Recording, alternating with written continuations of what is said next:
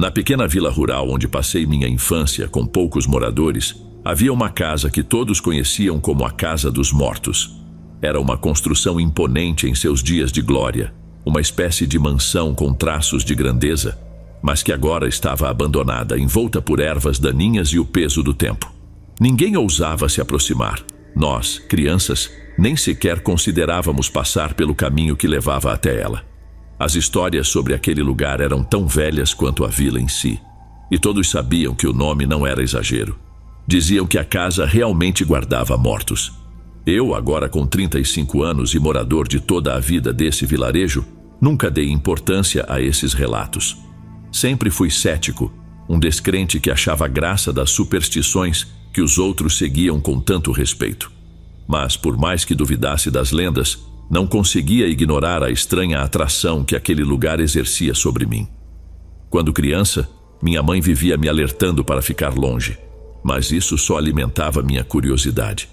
Acabei saindo do povoado para trabalhar na cidade, mas, após o falecimento dela, decidi voltar. O tempo passou, mas pouco havia mudado.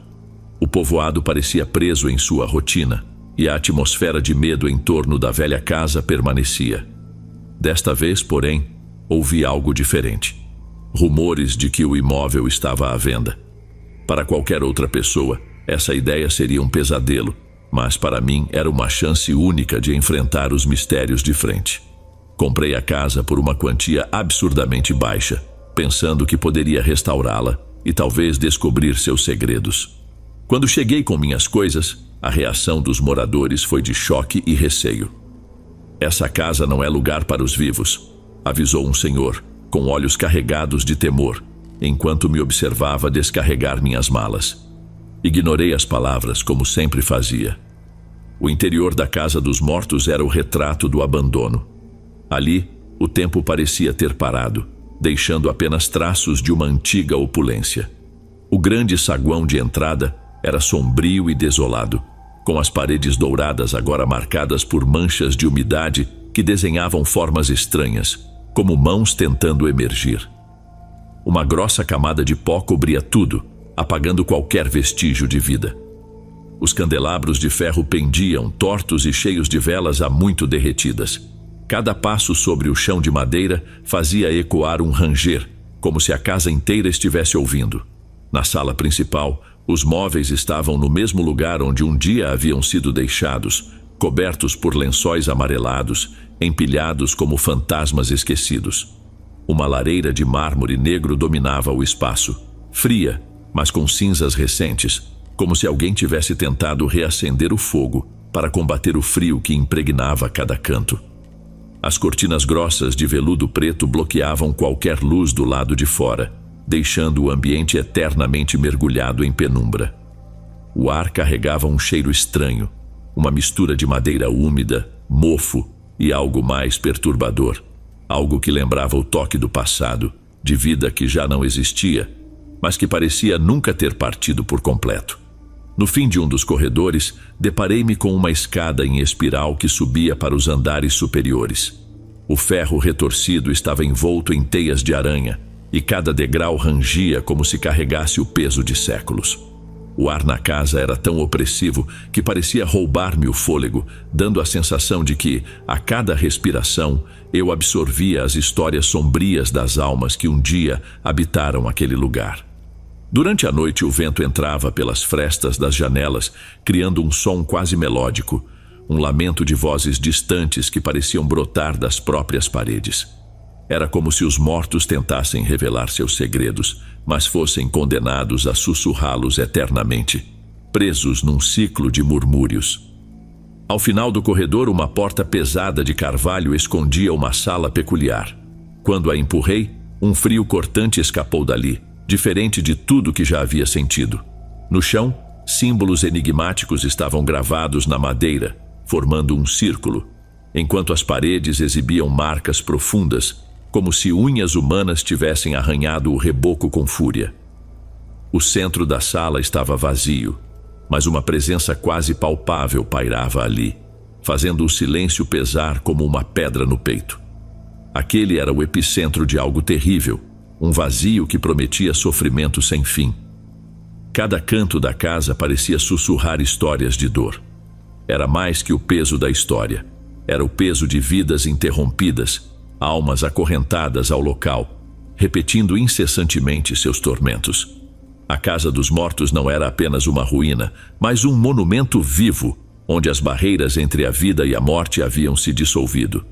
Ninguém saía o mesmo depois de cruzar aquele limiar. Levei meses para tornar a casa minimamente habitável. Consegui restaurar o térreo e um dos quartos no segundo andar. Os banheiros estavam deploráveis e tive que reconstruí-los completamente. Mas o progresso me animava. Sonhava com o dia em que aquela casa voltaria a ser símbolo de respeito e talvez de luxo. Imaginava que, com o tempo, alguém rico compraria a propriedade, atraído por sua imponência. Mesmo assim, evitava explorar certos cômodos. Apesar da excitação e curiosidade, as advertências de minha mãe e o medo persistente ainda me assombravam. Resolvi seguir em frente, ignorando os apelos dos moradores para que abandonasse a Casa dos Mortos. Na primeira noite, tudo parecia normal. A estrutura estava deteriorada, mas não notei nada fora do comum. No entanto, quando o relógio marcou meia-noite, uma mudança sutil tomou conta do lugar. Uma brisa gelada, impossível de existir em uma casa fechada, percorreu os corredores, acompanhada por sussurros. No início, atribuí o som ao vento ou ao ranger natural de uma casa antiga. Mas os murmúrios se tornaram mais claros, transformando-se em vozes. Muitas vozes que vagavam de um cômodo a outro. Eram palavras que eu não compreendia, mas estavam carregadas de dor. Andei pelos corredores, tentando localizar a origem dos sons, mas sempre que acreditava estar perto, eles pareciam se afastar. No maior e mais escuro dos quartos, as vozes se intensificaram. Acendi uma vela e entrei. No chão havia gravuras que formavam um círculo com símbolos que eu jamais havia visto. O ar era sufocante, como se algo invisível tentasse me expulsar. Nas paredes, manchas escuras cobriam boa parte do espaço. Pensei que fossem marcas de umidade, mas ao tocar, percebi que era algo mais sinistro. Sangue seco, mas ainda úmido ao toque. Os murmúrios transformaram-se em gritos estridentes. Dei um passo trêmulo para trás, e a chama da vela apagou-se de repente, mergulhando o quarto numa escuridão densa e sufocante. O ar parecia vivo, rodopiando ao meu redor como se algo invisível se movesse pelas sombras. Desesperado, tentei fugir, mas a porta bateu com violência diante de mim, aprisionando-me no quarto. Foi então que surgiram as figuras. Sombras vagamente humanas começaram a se formar em torno do círculo no chão. Rostos pálidos e distorcidos emergiram da penumbra, flutuando ao meu redor com olhos vazios e famintos. O desespero delas era palpável. Eram as almas de quem havia perdido a vida naquele lugar. Aterrorizado, tentei convencer a mim mesmo de que era tudo fruto da minha imaginação. Mas as figuras continuavam ali, cada vez mais próximas, estendendo mãos descarnadas na minha direção. Uma delas quebrou o silêncio. "Você nos pertence", disse uma voz gutural e fria, que parecia penetrar diretamente na minha alma. Um frio gelado atravessou meu peito como se aquela frase estivesse cravada em mim. Lembrei-me, em meio ao pânico, das advertências de minha mãe. "Nunca entre nessa casa, Alonso. Ela está cheia de almas que não encontram descanso. E se você ficar, irão arrastá-lo junto com elas." Poucos no povoado falavam sobre o que aconteceu ali no passado, mas as histórias eram conhecidas. Muito antes de o povoado se parecer com o que é hoje, uma família chegou para morar naquela mansão que haviam mandado construir. Os trabalhadores recebiam ordens de manter silêncio absoluto. Tudo era envolto em mistério. Inicialmente ninguém se importava, mas com o passar do tempo, dúvidas começaram a surgir. Gritos de dor e desespero ecoavam durante a noite. Carros chegavam à propriedade, mas raramente eram vistos saindo. A mansão, hoje chamada Casa dos Mortos, fora construída no século XIX por um homem conhecido apenas como o Médico. Ele apresentava-se como um estudioso da medicina, mas por trás dessa fachada havia um homem insano, obcecado em criar seres humanos perfeitos. Em sua visão distorcida, a humanidade estava arruinada e incompleta, e apenas ele possuía a solução. A casa não era um simples lar. Era um laboratório de horrores mascarado como clínica. No porão, escondido do olhar alheio, existiam salas acolchoadas, mesas metálicas equipadas com correias e instrumentos cirúrgicos enferrujados que pareciam saídos de um pesadelo. O porão era o coração daquele pesadelo. Túneis e câmaras escondidas compunham o espaço onde o médico realizava suas atrocidades. As paredes eram marcadas por arranhões feitos pelas vítimas, testemunhas de seus últimos momentos de desespero. Nos cantos mais escuros, manchas de sangue ainda estavam incrustadas nos azulejos, um lembrete mudo da barbárie que ali ocorreu. As mesas de cirurgia, agora cobertas de pó e ferrugem, ainda ostentavam as correias de couro desgastadas que o médico usava para subjugar seus pacientes. O ambiente era sufocante. As janelas seladas e o silêncio opressor faziam cada espaço parecer uma prisão. Até o ar parecia cúmplice, como se guardasse os segredos do passado e as almas que ali foram condenadas. As ferramentas cirúrgicas estavam dispostas em prateleiras de vidro estilhaçadas, cercadas por frascos que outrora guardavam partes humanas conservadas em líquidos agora secos e cobertos de poeira. O médico não se contentava em simplesmente tirar vidas, seus métodos eram ainda mais macabros. Ele submetia suas vítimas a procedimentos grotescos, acreditando que, ao modificar o corpo humano, alcançaria a perfeição. No entanto, o que realmente criava eram horrores vivos. Muitos sobreviviam por breves momentos às cirurgias, apenas para morrer em agonia pouco depois. Aqueles que não sucumbiam logo tinham destinos ainda mais cruéis. Eram deixados para vagar pela casa, prisioneiros de corpos incapazes de suportar a vida como deveria ser. Com o tempo, surgiram lendas entre os moradores do povoado, não apenas pelos gritos aterrorizantes que ocasionalmente escapavam da mansão, mas porque alguns diziam ter avistado os experimentos fracassados perambulando pelos campos ao redor. A polícia investigou a propriedade em várias ocasiões, mas nunca encontrou provas concretas. O médico era habilidoso em esconder seus rastros.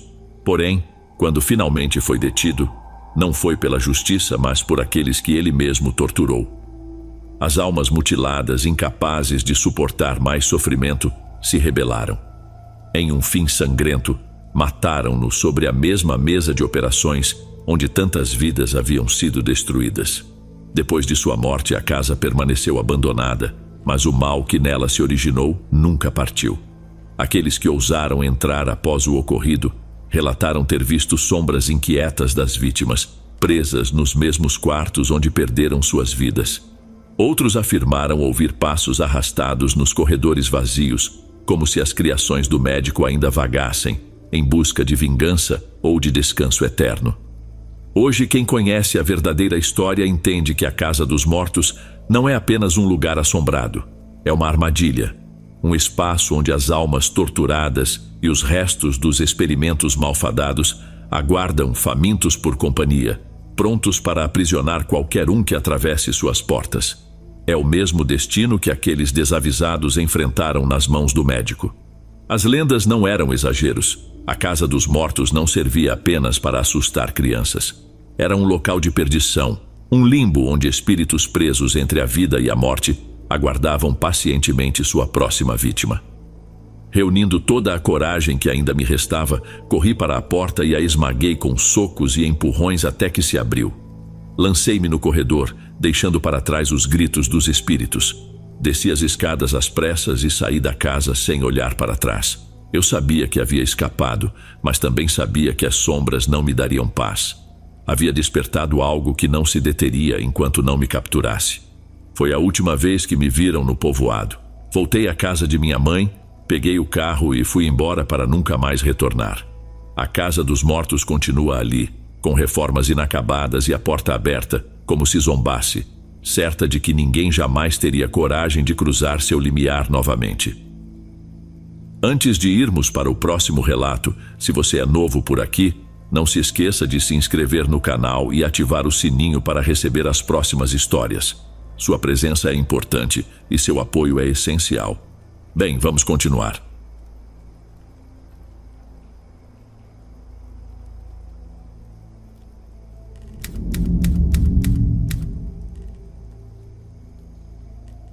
Meu nome é Renata, e há mais de 2 décadas trabalho como motorista de ônibus.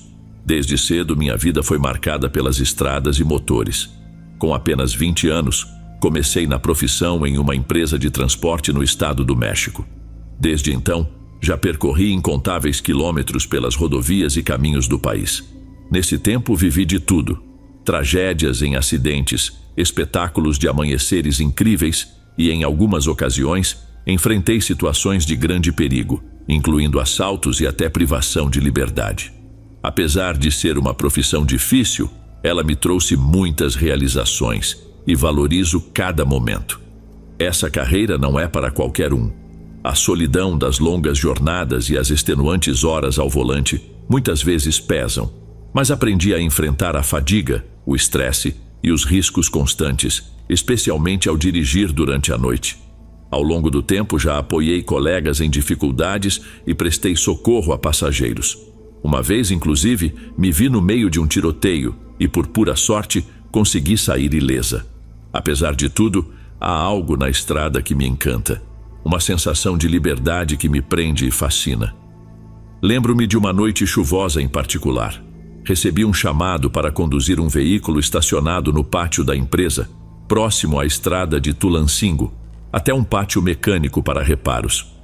Não era incomum realizar esses deslocamentos noturnos, já que, naquela época, minha função era mover veículos entre diferentes bases, em vez de operar rotas de passageiros. No entanto, naquela noite, algo no ar parecia diferente. Saí de casa por volta das 11 horas da noite. O tráfego era raro e o céu carregado por espessas nuvens escuras. Quando cheguei ao pátio, o lugar estava deserto e frio. Ao sair do meu carro, uma rajada de vento gelado me fez tremer, e uma estranha sensação de desconforto tomou conta de mim. Lá, encontrei alguns mecânicos e o despachante, que me informou que o veículo precisava ser levado para conserto nos tubos de escape. A viagem seria longa e, após o reparo, eu deveria retornar à base central. Dirigi lentamente o veículo avariado. Em determinado momento, decidi parar em um restaurante pequeno à beira da estrada para tomar um café e comer algo. O ambiente do local era aconchegante, contrastando com o clima sombrio do lado de fora. Sentei-me no balcão, pedi um prato de tacos e um café forte e quente. Enquanto comia, ouvi os murmúrios de outros clientes sobre os misteriosos acidentes naquela rodovia. Um caminhoneiro de semblante fechado relatava que os sobreviventes dos incidentes costumavam mencionar uma menina que surgia de repente no meio da estrada ou cujos lamentos ecoavam à distância em um trecho específico. Falam que é o espírito de uma menina que morreu num acidente ali há muitos anos, comentou uma senhora idosa que parecia ser a dona do restaurante. Os que a veem acabam enfrentando alguma desgraça. Não sou supersticiosa, mas é curioso como várias pessoas contam a mesma coisa. Outros dizem que pode ser uma criança abandonada. Tem havido crimes na região e corpos são encontrados na beira da estrada ao amanhecer. Uma prima minha levou umas cruzes para uma família que perdeu a vida ali, incluindo uma menina, acrescentou um transportador mais velho com um olhar pesado. Nunca fui de acreditar em histórias de fantasmas, então não dei muita atenção à conversa dos mais velhos. Resolvi seguir meu caminho sem me deixar abalar pelas lendas. Mas, à medida que avançava, a neblina foi ficando mais densa e a visibilidade se reduziu tanto que precisei diminuir a velocidade consideravelmente. Com a escuridão tomando conta e o nevoeiro cada vez mais pesado, não consegui evitar que as histórias ouvidas no restaurante começassem a rondar minha mente. Será que é verdade? Pensei enquanto um arrepio subia pelas minhas costas. A estrada à frente parecia desaparecer em meio ao véu espesso de neblina. Meus olhos mal conseguiam seguir a linha do asfalto e o nervosismo começou a tomar conta. Ao dobrar uma curva, a escuridão se tornou ainda mais opressiva. Uma sensação de peso inexplicável me envolveu. E o medo que eu havia tentado ignorar lentamente se infiltrou na minha mente. Ao atravessar uma ponte, algo chamou minha atenção e congelou meu sangue. A figura de uma menina parada na beira da estrada. Seu contorno parecia flutuar no nevoeiro, e mesmo sem ver seu rosto claramente, sua simples presença me fez estremecer. De repente, um lamento longo e assustador ecoou pelo ar, como se viesse de um lugar muito distante. O som me atingiu como uma lâmina, e no susto, girei o volante quase perdendo o controle do caminhão. Ao invés de parar, acelerei. A única coisa em que conseguia pensar era fugir daquela visão o mais rápido possível. Minha mente estava um caos, funcionando apenas no instinto de sobrevivência. Cada metro da estrada parecia se arrastar, tornando o trajeto interminável. E então, como se o pesadelo se repetisse, vi novamente no meio da estrada a mesma figura espectral. Era a menina. Parecia impossível que ela tivesse se movido tão rápido como se tivesse surgido do nada. Com o coração disparado e tomado pelo pânico, pisei no freio com toda a força. O caminhão parou bruscamente com um grito de pneus, e por um momento, tudo ficou em silêncio. Olhei para frente e não havia mais nada. A menina havia desaparecido. O suor escorria pelo meu rosto e meu peito parecia prestes a explodir de tanto medo. O terror me dominava e eu apenas consegui murmurar uma oração. Meu Deus, me proteja de todo mal, afaste o que for ruim de mim. Minhas palavras saíam com desespero, como se cada uma pudesse formar uma barreira contra o que quer que estivesse à espreita. Depois de minutos que pareceram uma eternidade, consegui recuperar um pouco do controle e religuei o caminhão. Não havia outra opção senão continuar, mas cada quilômetro era trilhado com extrema cautela e uma prece constante em meu pensamento. A estrada permanecia mais sombria do que nunca, envolta em uma névoa que parecia quase sólida. Apesar do pânico crescendo no meu peito, eu sabia que precisava continuar. Meu coração disparava e minha respiração era curta e rápida. O caminhão avançava devagar enquanto eu tentava me concentrar, mas então algo ainda mais assustador aconteceu. Vi a menina dentro do veículo. Ela caminhava entre os assentos, seus olhos profundos fixos em mim. Um frio intenso percorreu meu corpo ao perceber sua presença. Não fazia ideia de como ela havia entrado no caminhão, nem em que momento isso acontecera. Meu corpo inteiro ficou paralisado de medo. Meus olhos tentavam focar na estrada, mas minhas mãos tremiam tanto no volante que era difícil controlar o veículo. Cada metro percorrido parecia um esforço enorme. Finalmente, ao passar por um entroncamento, a figura desapareceu tão repentinamente quanto havia surgido, como se tivesse evaporado. Achei que aquilo era o fim do pesadelo, mas estava enganado. Depois daquele encontro, o espectro parecia estar em toda parte, não apenas na estrada, mas também dentro do caminhão e até na oficina. Os mecânicos que começaram a notar coisas estranhas comentavam sobre risos distantes e passos que ecoavam pela cabine. Todos sabiam exatamente o que era, mas ninguém tinha coragem de falar sobre isso abertamente. A menina parecia presa ao caminhão, como se sua presença estivesse marcada ali para sempre. Evitei contar aos outros sobre o que estava acontecendo, temendo que rissem de mim ou me chamassem de louco. Para minha surpresa, descobri que outros motoristas também haviam passado por situações semelhantes. Alguns relataram terem visto o espectro da menina nos caminhões e, segundo rumores, alguns chegaram a morrer de susto. A situação na oficina se tornou insustentável. Os mecânicos evitavam trabalhar no meu veículo e o ambiente ficou carregado. Um dos homens mais devotos sugeriu que o espírito talvez buscasse descanso e que poderiam ser necessárias missas ou velas para libertá-lo. Decidi que precisava enfrentar meu medo. Uma noite, após terminar os reparos no caminhão, voltei sozinho para o veículo. Os mecânicos ficaram do lado de fora observando. Meu coração batia tão forte que parecia ecoar pelo espaço vazio. Falei alto, a voz quebrada pela tensão. "O que você quer? Por que não nos deixa em paz?" Por alguns momentos, só o som da minha respiração preenchia o silêncio. Então, um lamento surgiu, seguido por um sussurro gelado que atravessou meu corpo como um vento cortante. "Volte à estrada." Com medo, mas determinado, resolvi seguir a instrução. Na noite seguinte, dirigi até o mesmo trecho da estrada onde a havia visto pela primeira vez. A névoa estava novamente densa e a escuridão parecia ainda mais impenetrável. Quando cheguei à ponte, parei o caminhão, desliguei o motor e esperei. O silêncio era esmagador e a incerteza me dominava, enquanto o medo se enraizava profundamente em minha mente. Não demorou até que a figura espectral da menina surgisse novamente. Desta vez, Ela estava à beira de um trecho que dava para um pequeno barranco. Porém, sua presença não me aterrorizou tanto quanto antes. Algo dentro de mim dizia que havia um propósito ali, algo que eu precisava compreender. "O que você quer que eu faça?" perguntei silenciosamente enquanto descia do caminhão. Ela não falou, mas seus olhos pareciam apontar para um ponto na estrada. Segui o que seu olhar indicava, avançando até o local. O frio da noite parecia penetrar minha pele, mas continuei até avistar algo que antes me passara despercebido: um ramo de flores murchas e um boneco de pano jogados à beira do asfalto. Uma tristeza profunda tomou conta de mim, como se a dor daquela criança tivesse me invadido.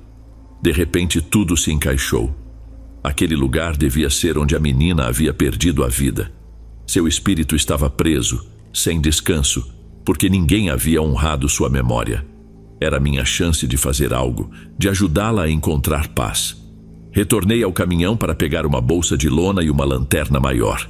A luz intensa da lanterna iluminava o caminho, enquanto o silêncio da noite era quebrado ocasionalmente pelo barulho dos poucos veículos que passavam.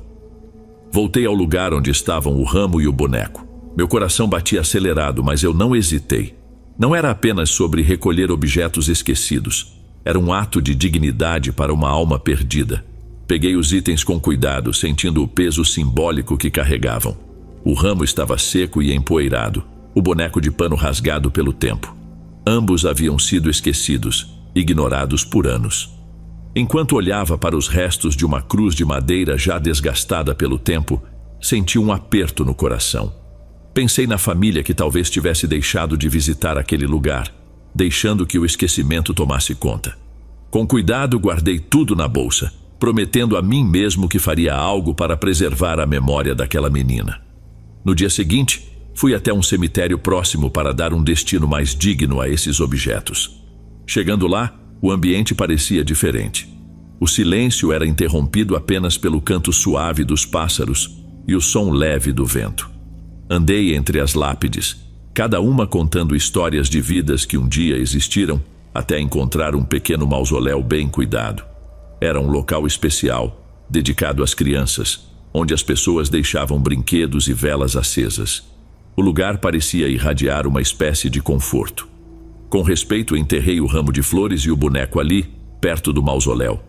Senti que estava cumprindo algo maior. Ao ver as flores misturadas à terra, tive a sensação de que, finalmente, aquele espírito havia encontrado descanso.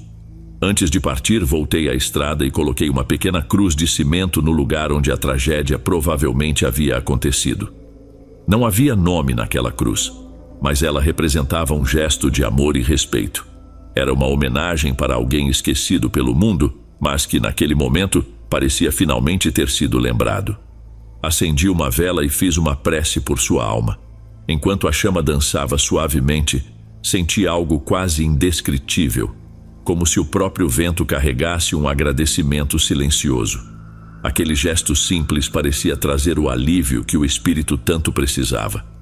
Uma sensação de paz tomou conta de mim, e por um breve momento, a tristeza que havia me acompanhado desde o início dessa história desapareceu. No terceiro dia, percebi que a presença da menina havia cessado. O caminhão e a oficina voltaram à rotina, e os mecânicos não mencionaram mais os acontecimentos estranhos. Apesar disso, aquela noite e a imagem da pequena permaneceram marcadas profundamente na minha memória. A experiência me ensinou algo importante. Às vezes, os espíritos apenas precisam ser ouvidos, precisam de alguém que os ajude a encontrar a paz que não tiveram em vida. Minha jornada pelas estradas seguiu, mas sempre que passava por aquele trecho específico, sentia um calor no peito. Um sorriso inevitável surgia ao lembrar que, de alguma forma, havia feito algo significativo por ela, ou pelo menos pela memória que carregava consigo. Se estiver gostando dos relatos, não se esqueça de já deixar o seu like, ele é muito importante. Bem, vamos continuar.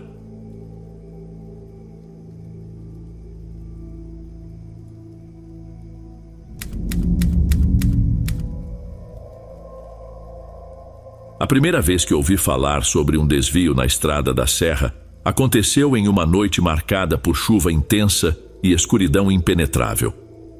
Como caminhoneiro, eu já enfrentava rotineiramente os perigos das estradas, mas admito que nada poderia me preparar para o que aquela noite reservava. Eu dirigia há horas, voltando de uma entrega em um vilarejo isolado no interior do México. Meu destino era Morelos, onde pretendia aproveitar uns dias de folga para surpreender minha esposa em seu aniversário. Planejava chegar cedo para celebrar com ela, mas, ao entrar em uma estrada cercada por bosque, uma neblina pesada tornou a visibilidade quase nula, forçando-me a dirigir com extrema cautela. Foi então que notei o desvio. Ele não constava em nenhum mapa que eu conhecia, mas algo me instigava a segui-lo. Além disso, havia relatos pelo rádio de engarrafamentos devido a vários acidentes no trajeto principal, o que certamente atrasaria minha chegada. Decidi que pegar aquele atalho misterioso era a melhor opção, na esperança de retomar a estrada principal antes da meia-noite e alcançar meu destino pela manhã, como planejado. À medida que avançava, o caminho ficava ainda mais estreito e a neblina se tornava quase sufocante. A visibilidade era tão baixa que mal conseguia enxergar além do capô do caminhão, o que me obrigava a dirigir a passos lentos. A sensação era estranha, quase surreal, como se eu tivesse entrado em uma dimensão onde o tempo fluía de maneira peculiar e desconcertante.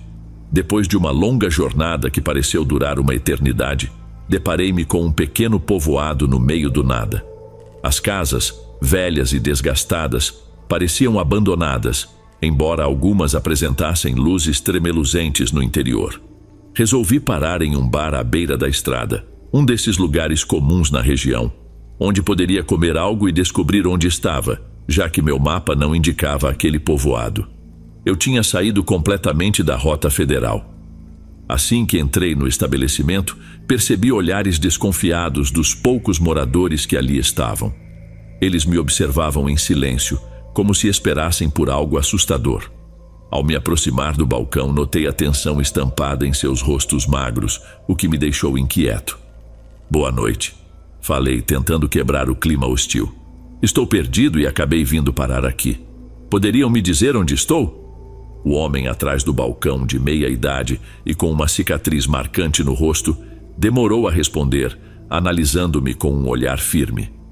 Você está em Terra Branca, caminhoneiro. Esse lugar não aparece em mapas por bons motivos. Ninguém se importa com este canto esquecido, e é melhor assim. Dizem que é amaldiçoado, que as coisas aqui são confusas, mas é desse jeito que gostamos. Quem vive aqui não quer visitantes. Curioso, pedi que me contasse mais. Com um ar carregado, ele começou a relatar algo que me gelou até os ossos, enquanto me servia uma dose de bebida que quase me fez travar os dentes. Antes de começar, garantiu que era apenas um gole e que eu não precisava me preocupar. A história que ele contou tinha raízes em antigas crenças do lugar. Segundo o barman, um ser sombrio e maligno rondava as estradas ao redor. Ninguém sabia ao certo o que era, mas todos concordavam que ele levava pessoas, seja de suas casas enquanto dormiam, seja quando tinham o azar de cruzar seu caminho. Muitos acidentes haviam ocorrido por sua causa, e por isso ninguém se arriscava a dirigir até aquelas paragens esquecidas. Para se protegerem de possíveis tragédias, os moradores abasteciam suas casas nos vilarejos ao redor, evitando depender de entregas. Nenhum veículo de transporte chegava até Terra Branca. O mais perturbador era o que o barman contava. As pessoas levadas por aquela criatura simplesmente desapareciam para sempre, sem deixar vestígios. Enquanto ouvia a história, um fragmento doloroso de memória surgiu com força. Meu filho desaparecera há anos, justamente ao cruzar essa região em uma noite. Lembro-me do telefonema inquietante que ele fez, do tom vacilante de sua voz e do momento em que sua mãe, ao atender, escutou a palavra Terra Branca pouco antes da ligação cair. Meu coração disparou. Finalmente tudo fazia sentido. Eu precisava saber mais.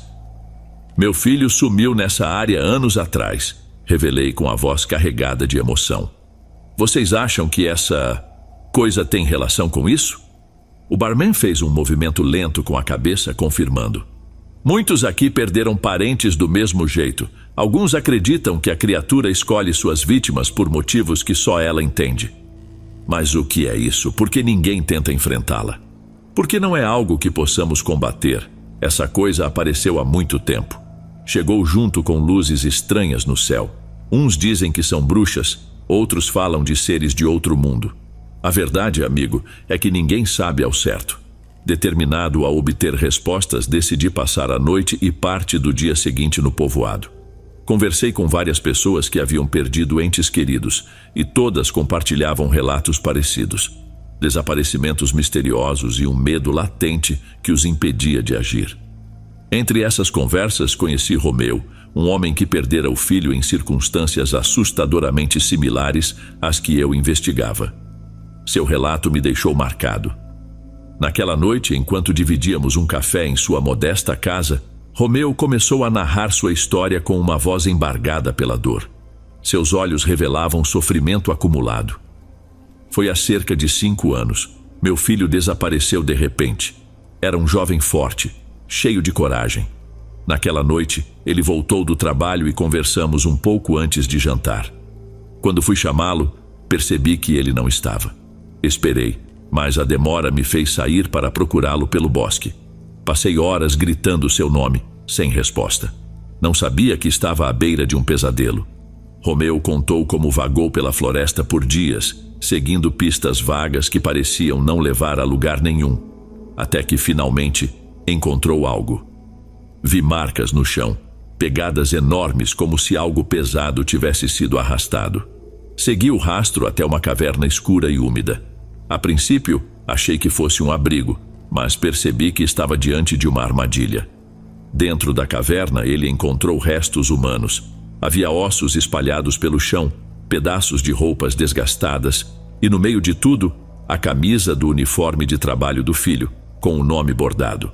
Romeu parou por um instante com a voz embargada ao reviver a dor. Antes que eu pudesse reagir, senti que algo estava atrás de mim.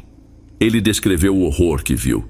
Uma criatura grotesca, uma fusão absurda de homem e besta. Os olhos do ser brilhavam com uma maldade impossível de descrever. Seu corpo era uma combinação assustadora de músculos e uma densa pelagem. Tinha garras enormes, afiadas como lâminas, e um cheiro nauseante que misturava sangue e podridão. Romeu ainda sentia o terror daquela noite cada vez que fechava os olhos. A criatura avançou contra mim com ferocidade, mas consegui desviar por um triz. Corri pela caverna, sentindo meu coração prestes a explodir, enquanto a consciência de que minha vida dependia de não parar me empurrava adiante. O pensamento de como meu filho deve ter sofrido nas mãos daquela coisa me atravessava como uma lâmina. A luta pela sobrevivência foi desesperadora. Usei tudo o que encontrava: pedras, pedaços de madeira e até minhas próprias mãos. A criatura me atacou várias vezes, deixando-me machucado e sangrando, mas me recusei a desistir. Romeu mostrou o braço, onde uma cicatriz longa e fina denunciava o confronto. Em um momento crítico, consegui acertá-la no olho com uma pedra pontiaguda enquanto ela me mordia. Gritou e recuou, dando-me a chance de escapar. Corri sem olhar para trás, certo de que, se hesitasse, seria meu fim. Voltei ao povoado, exausto tanto fisicamente quanto emocionalmente, como tantos outros que sobreviveram. Seu relato detalhado sobre a criatura híbrida e os restos encontrados na caverna causou um misto de pânico e resignação entre os habitantes. Todos já suspeitavam da existência de algo sinistro no bosque, mas ouvir a história com tantos detalhes confirmava os temores mais profundos. Apesar do desejo de agir, de buscar ajuda do governo, suas tentativas de obter apoio foram ignoradas. Afinal, quem daria crédito à história sobre monstros que espreitam no monte? A criatura, segundo diziam, já os caçava há meses, sempre nas sombras. Alguns acreditavam que fazia parte de um grupo de seres semelhantes, mas ela era a mais perigosa. De onde vieram? Por que estavam ali? Ninguém sabia. A única certeza era que manter distância do bosque e da estrada durante a noite era uma questão de sobrevivência. Os moradores até tentaram combatê-las, explorando cavernas e vales à procura de seus esconderijos. mas só encontraram sinais de destruição e restos mortais. O povoado vivia sob um medo constante. Os desaparecimentos eram frequentes, e as histórias sobre a criatura alimentavam ainda mais o pavor e as superstições. Enquanto ouvia Romeu, percebi que minha busca não era apenas por respostas, era por justiça. A criatura que tirou meu filho e tantos outros deveria ser detida. Naquela noite, enquanto dormia no meu caminhão, fui despertado por um som estranho. Abri os olhos e olhei pela janela. A neblina era tão densa que quase nada se via, mas uma figura sombria se movia entre as sombras. Um arrepio percorreu meu corpo. A ideia de estar cara a cara com algo das lendas me encheu de pavor, mas também de determinação. Peguei minha lanterna, desci do caminhão e, com o relógio marcando perto de 3 da manhã, encarei a escuridão. A silhueta desaparecia e reaparecia na névoa, como se quisesse me guiar. Sem hesitar, peguei a pistola que mantinha no porta-luvas e segui a figura. Caminhei por um tempo que parecia interminável, até chegar a um aglomerado de rochas gigantescas. No silêncio absoluto, um barracão abandonado se destacou entre as pedras. Era evidente que há muito servira para guardar máquinas, mas agora restavam apenas estruturas enferrujadas e infestadas de insetos. Entrei devagar, cauteloso, com os sentidos em alerta. Lá dentro, encontrei um altar coberto de objetos pessoais. Fotografias, peças de roupa, joias. Entre eles, um item chamou minha atenção e fez meu coração gelar: o relógio do meu filho. Ao perceber que aqueles itens eram oferendas às criaturas do bosque, uma hipótese perturbadora tomou forma na minha mente. O medo dos moradores era tão grande que talvez fossem eles mesmos os responsáveis por eliminar pessoas e deixar seus pertences e corpos como tributo. Fragmentos de ossos e manchas de sangue confirmavam o horror. A revolta e o desespero explodiram dentro de mim. Gritei o nome do meu filho, mas o silêncio foi a única resposta. Então senti uma presença atrás de mim. Virei-me devagar e vi a criatura, alta e esguia, com olhos brilhantes que transbordavam malícia. Sua aparência era indescritível, um pesadelo materializado. Disparei sem pensar, mas ela se movia com velocidade sobre-humana. As balas não pareciam surtir efeito. Num instante, a criatura avançou, suas garras rasgando minha roupa e pele. Consegui me desvencilhar e atirei novamente, desta vez acertando seu lado. Com um som gutural, ela recuou, lambendo a ferida com um focinho que desafiava qualquer classificação. Algo entre o humano e o animal, uma aberração que jamais deveria existir. Avancei determinado a acabar com aquilo. Mas quando estava prestes a disparar o tiro final, uma voz ecoou das sombras. "Não machuque o Nagual!" gritou o barman, surgindo de repente. Virei-me incrédulo sem abaixar a arma. "O que você está dizendo?" perguntei, minha voz carregada de fúria. O barman ergueu as mãos em um gesto de apelo. "O Nagual é uma criatura antiga. Vivemos com ele por gerações. Ele nos protege à sua maneira. Mantemos um pacto. Alimentamos sua fome para garantir nossa segurança. Preferimos não questionar.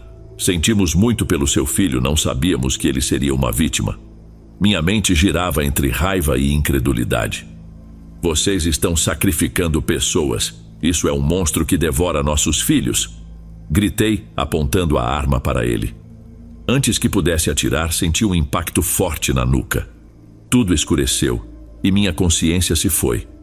Quando acordei, estava de volta ao meu caminhão, estacionado na estrada principal. A neblina tinha desaparecido e o amanhecer surgia no horizonte. Olhei ao redor, atordoado. Não havia sinais de desvio nem rastro de terra branca. Era como se tudo tivesse sido apagado. No banco do passageiro encontrei o relógio do meu filho, o mesmo que havia visto entre as oferendas ao Nagual. O brilho do metal foi a confirmação de que não fora um sonho.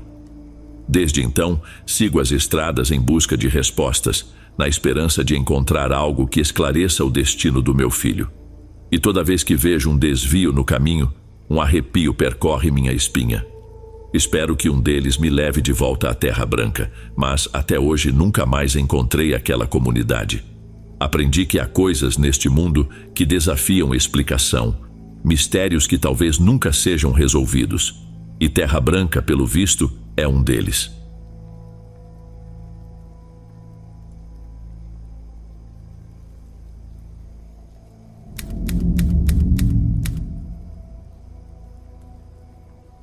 Durante um período da minha vida, morei em um agitado conjunto habitacional em São Paulo. Diferente da cultura ocidental, como a americana, era comum vivermos bem próximos uns dos outros. O edifício tinha impressionantes 40 andares, cada um com cerca de 25 apartamentos.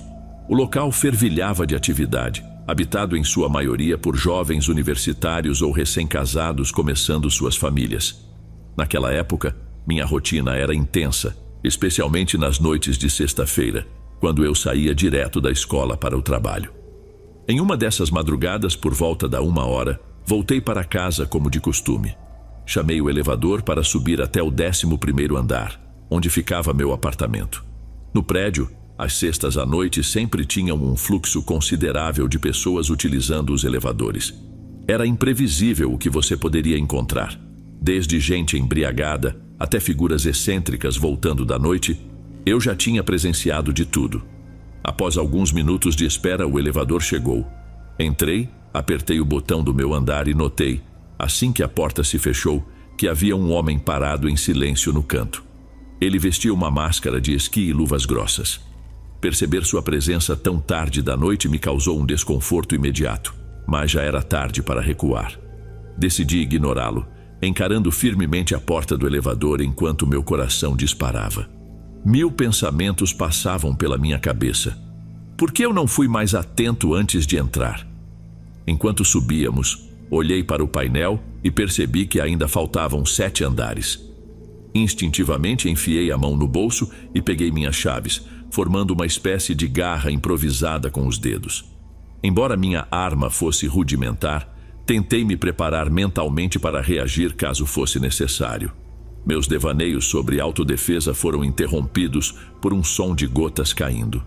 Não resisti a olhar na direção do ruído e vi uma poça avermelhada de sangue se formando aos pés do estranho.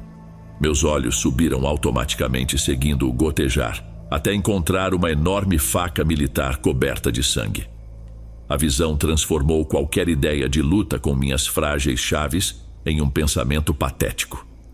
Antes que o pânico tomasse conta de mim, o som mais reconfortante do mundo ecoou, o ding, que indicava minha chegada ao andar.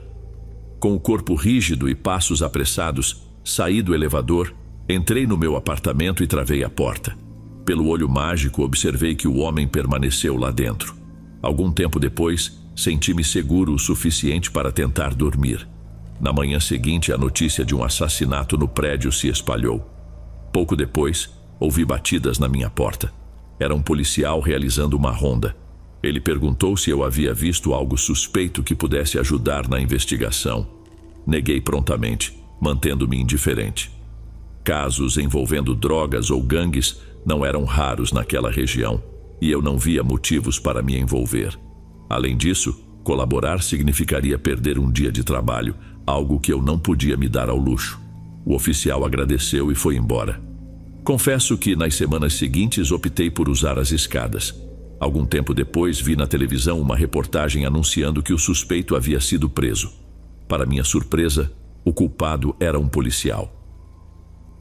Antes de irmos para o último relato, se ainda estiver por aqui, comente o horário que está assistindo. Gosto de saber quem assiste os relatos até o final. Bem, vamos continuar.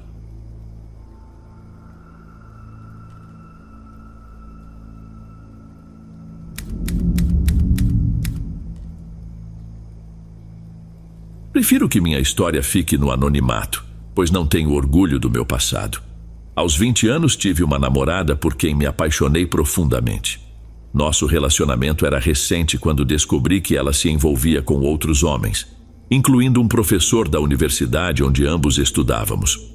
Não posso negar que ela é uma das pessoas mais inteligentes que já conheci. De alguma forma, conseguiu me convencer de que eu era o culpado, afirmando que tinha o direito de fazer o que quisesse com o próprio corpo. Ela dizia que, se eu realmente a amava, deveria aceitar que não era do tipo que ficava com uma única pessoa. Na época, acabei acreditando. Eu a amava e me senti mal por pensar de maneira que ela classificou como machista. Disse que tudo estava bem, mas foi um grande erro. Passei a questionar constantemente o que ela fazia, com quem estava, e isso começou a me consumir. Durante as aulas com o professor com quem ela se relacionava, não conseguia evitar comparações, imaginando se ele era melhor do que eu em tudo. Essa angústia me levou a buscar alívio na bebida. Comecei a beber diariamente, muitas vezes logo pela manhã. O álcool abriu as portas para outros vícios, e não demorou para que eu encontrasse formas de me manter constantemente dopado, fugindo da realidade que me destruía. Como era de se esperar, a relação não deu certo. Embriagado, comecei a confrontá-la sobre tudo que me magoava. Ia até sua casa, jogava pedras em suas janelas e portas. Um dia, sua mãe chamou a polícia. Fui preso, e na cela tão bêbado que quase nada daquela noite ficou na minha memória. Do pouco que lembro, preferia esquecer. Quando acordei, percebi que algo terrível havia acontecido. Minhas roupas estavam desarrumadas, sentia dor e sabia que tinha sido abusado. Não sei por quem. Os policiais me soltaram no dia seguinte, rindo de mim com desdém. Naquela manhã percebi que não podia voltar para casa. Não tinha coragem de encarar minha família ou amigos. Acho que entrei em choque, porque já nem me reconhecia. Andei pelas ruas até a noite cair novamente e acabei dormindo em uma calçada, esgotado de tanto chorar. Esse foi o início de 3 anos vivendo nas ruas. Sobrevivia do que encontrava no lixo. Quando conseguia dinheiro, gastava com bebida, mesmo que fosse a mais barata, só para me anestesiar e esquecer quem eu era. No fundo, me culpava por ter deixado minha vida escapar completamente do meu controle. Depois de cerca de 2 meses perambulando, fui parar em um bairro desconhecido e encontrei um prédio abandonado. Era uma antiga fábrica de doces, desativada desde um incêndio nos anos 80. Os donos nunca reabriram nem venderam o lugar. Para mim, aquilo foi um alívio. Finalmente tinha um abrigo melhor que as calçadas ou bancos de praça. Ali, pelo menos, podia improvisar um canto onde me sentia um pouco mais seguro, longe dos policiais e de outros moradores de rua. Acreditei que aquela fábrica estaria abandonada o tempo todo, mas me enganei. Felizmente, encontrei um canto que me serviu de abrigo, onde ninguém podia me ver. Não estava apenas me escondendo dos outros, mas principalmente de mim mesmo. Na primeira noite ali, adormeci exausto depois de buscar algo para comer, até que fui despertado por ruídos próximos. Fiquei assustado, temendo o pior. Ainda hoje, o medo da polícia me paralisa. Me escondi e observei, tentando fazer o mínimo de barulho. O que vi foi um grupo de 5 homens armados com fuzis AK-47. 2 deles empurravam um senhor de cerca de 70 anos, baixo, grisalho e com a barriga saliente. Ele tinha os olhos vendados e sangrava pelo nariz e pela boca. Os homens o agrediam, exigindo informações sobre outra pessoa. Apesar da brutalidade, o senhor não falou nada, nem mesmo gritou. Um dos homens perdeu a paciência e atirou sem hesitar.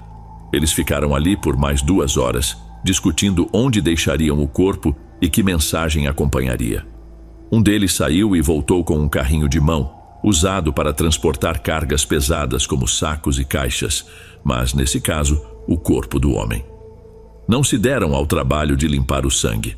Saíram em 3 carros e eu apenas escutei os motores se afastando. Depois que foram embora, explorei a fábrica com mais cuidado. Descobri manchas de sangue em vários lugares. Percebi que aquele espaço era usado para torturar e eliminar vítimas. Não me enganei.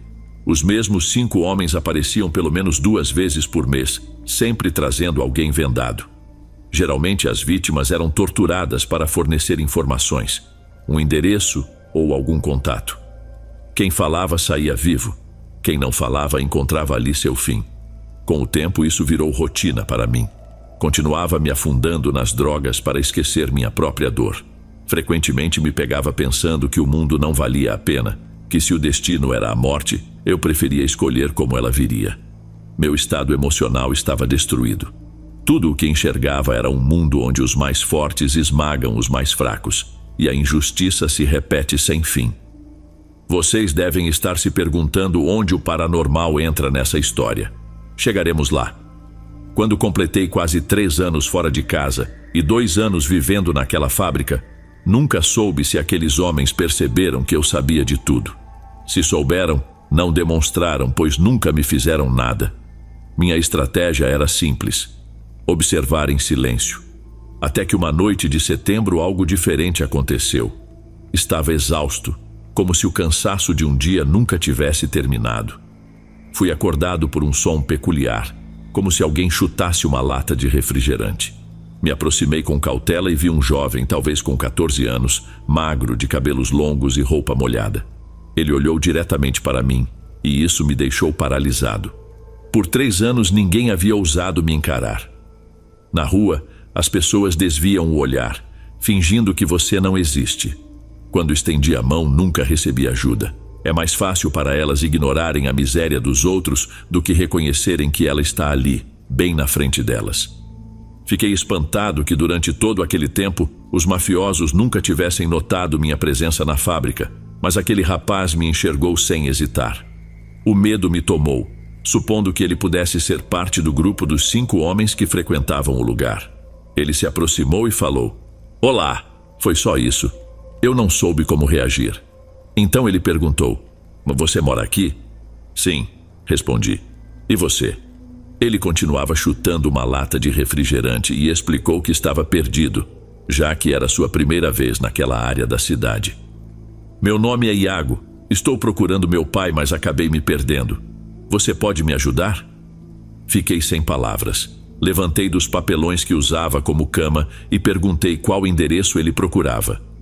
Iago não sabia ao certo, mencionando apenas uma pizzaria, uma cafeteria ou uma loja de celulares, o que complicava bastante, já que a cidade estava cheia desses lugares.